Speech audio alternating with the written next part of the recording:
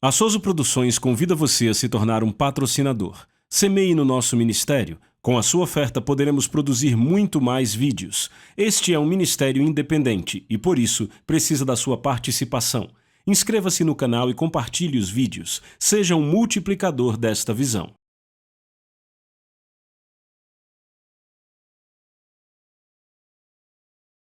Os versículos usados nos vídeos que traduzimos nem sempre correspondem a versões em português. Muitas vezes precisamos traduzir do original em inglês para fazerem sentido no contexto do vídeo.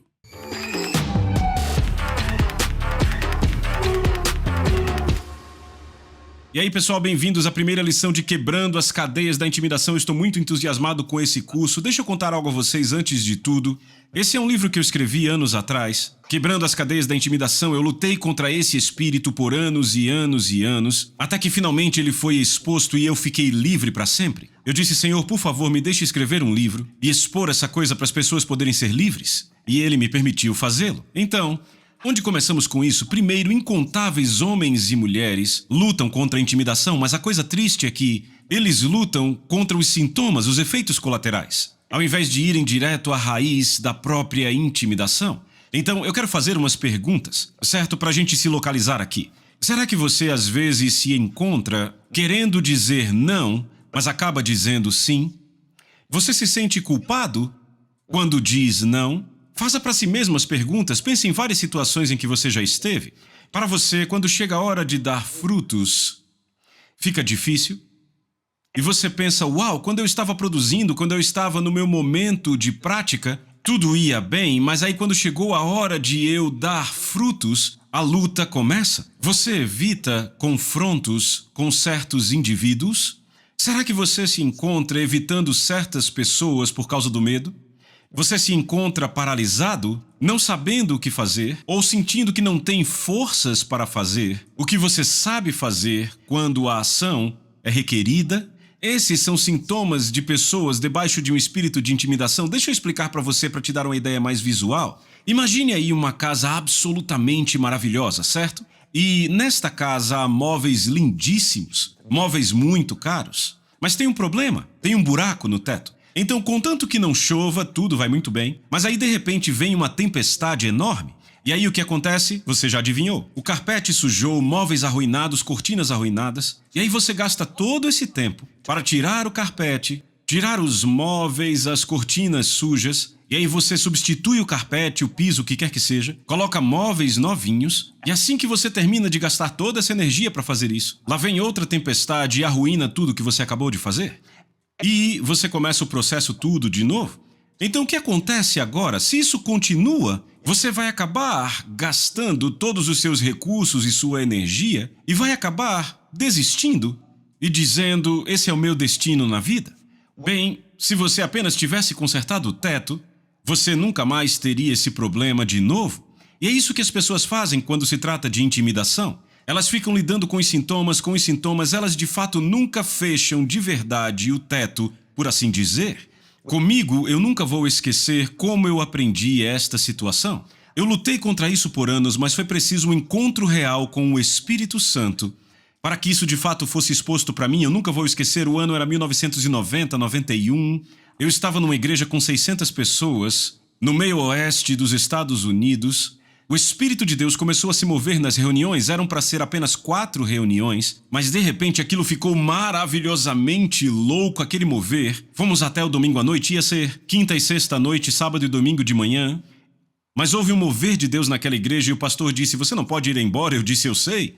E acabamos fazendo 21 cultos, tinha gente que vinha de muito longe, tinha gente que vinha de 140 quilômetros de distância para assistir os cultos, todas as noites com a igreja lotada.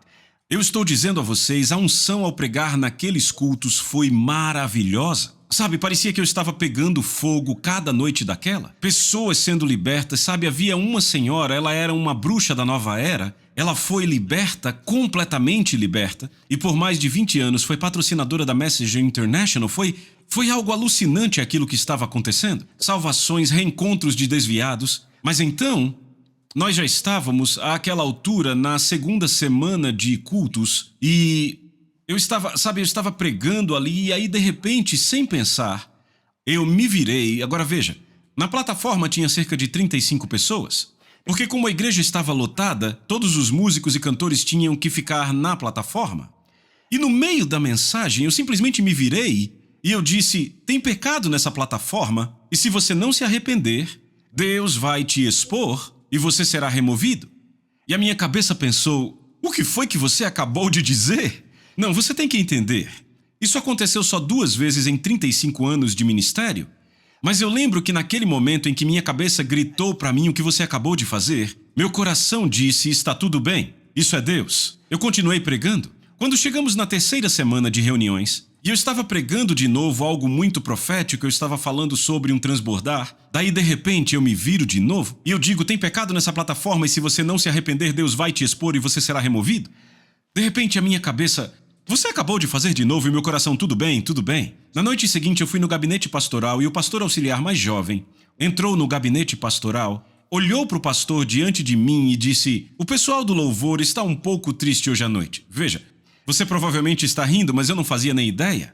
Eu olhei para o pastor auxiliar e eu disse: ora, por que é que o pessoal do louvor está triste? Ele olhou para mim e disse: porque eles acham que você está sendo duro demais com eles publicamente? Eles pensam que se há pecado na plataforma, você deveria chegar na pessoa em particular e falar com ela em particular? E ele saiu. Então, bem naquele momento, uma enxurrada de pensamentos atingiu minha mente.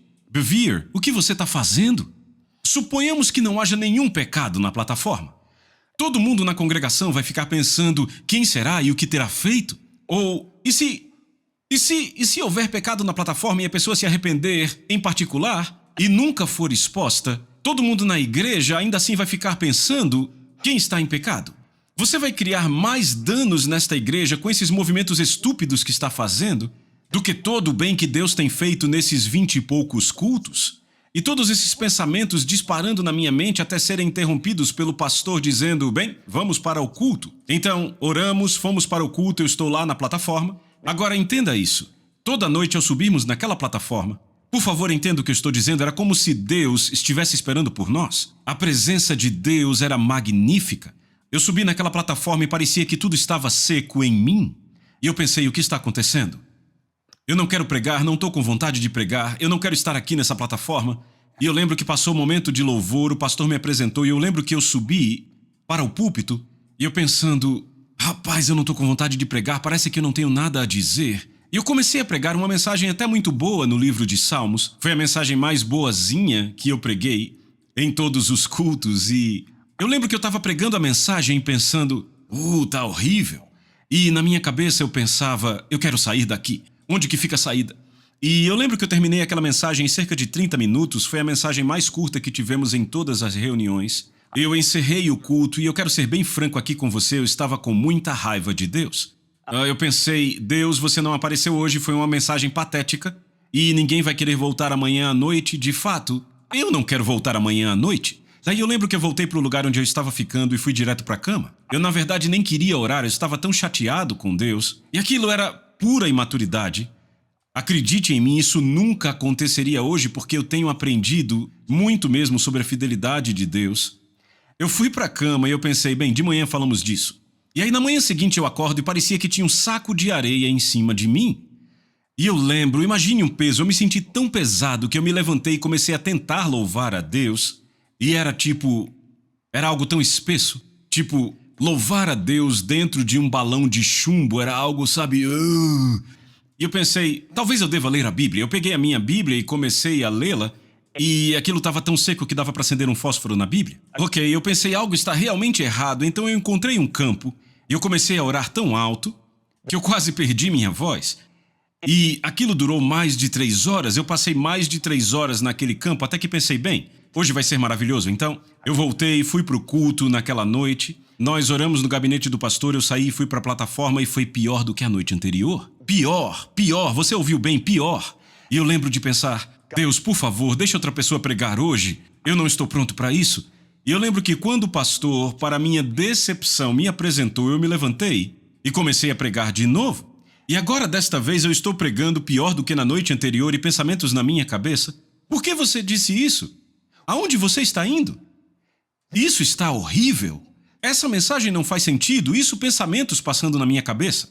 Enquanto eu pregava, E eu me lembro que, de repente, eu pensei, não dá mais para fazer isso? Tinham 7 minutos de mensagem e, de repente, eu gritei, para! Todo mundo na igreja deu um pulo, ficou olhando para mim e eu disse, pessoal, eu não sei o que está acontecendo, mas tem algo errado. Será que vocês poderiam orar comigo? E eu lembro, aquela igreja era maravilhosa, sabe? Deus tinha ministrado tanto a eles, naqueles 18, 19 cultos que tínhamos tido até então, que eles se levantaram e explodiram em oração. Estávamos todos orando e depois de alguns minutos eu ouvi a voz de Deus. Pela primeira vez, em mais de 24 horas, sabe? Pareciam céus de bronze. E eu lembro de ouvir o Espírito Santo dizer, você está intimidado pelas pessoas na plataforma atrás de você? E por causa disso, o seu dom para pregar se tornou inoperante? Quebre a intimidação deles e pregue o que eu estou te dando para pregar. E aí, de repente, passagens começaram a voar pela minha mente. Eu estou dizendo, como uma metralhadora automática. Bum, bum, bum, bum, bum, bum, bum, bum, bum. E eu comecei a pregar sobre aquelas passagens. E aquele foi o culto mais poderoso que tivemos dos 21 cultos. Eu lembro de fazer um chamado. E eu disse, todos que estão debaixo de intimidação e querem ser livres, venham. E foi coisa de 400 pessoas correndo para frente. Elas iam até o fim da igreja, os corredores todos cheios. E elas foram livres. E eu nunca vou esquecer. Cerca de 2 meses depois, o pastor me ligou e disse, John, o líder do louvor estava cometendo adultério em todos os 21 cultos. Um dos cantores estava cometendo fornicação com uma membra. Ela confessou para nós. Ele se arrependeu e nós o restauramos. O líder do louvor foi embora. E um dos guitarristas estava caindo de bêbado toda noite depois dos cultos. Ele saiu da igreja. Ele disse, John, tem sido um pouco difícil, mas ele disse, nossa igreja nunca esteve num lugar melhor e a nossa adoração nunca foi tão forte.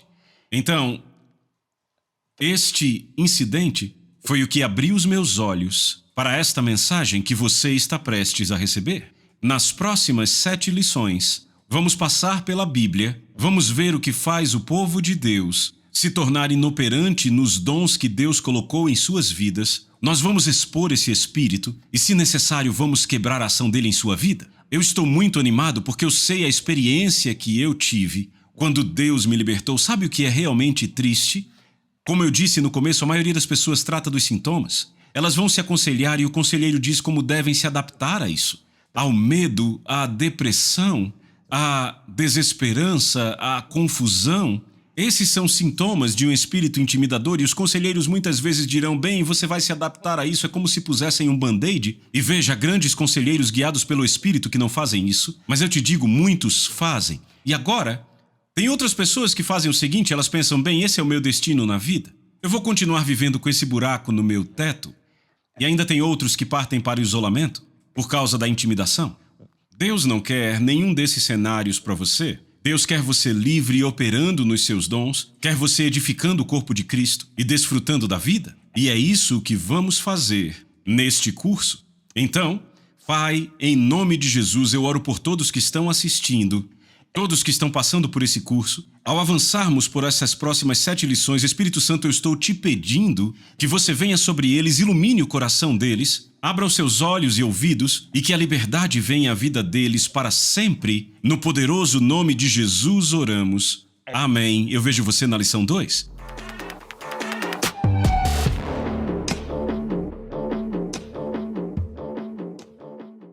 A Souza Produções convida você a se tornar um patrocinador.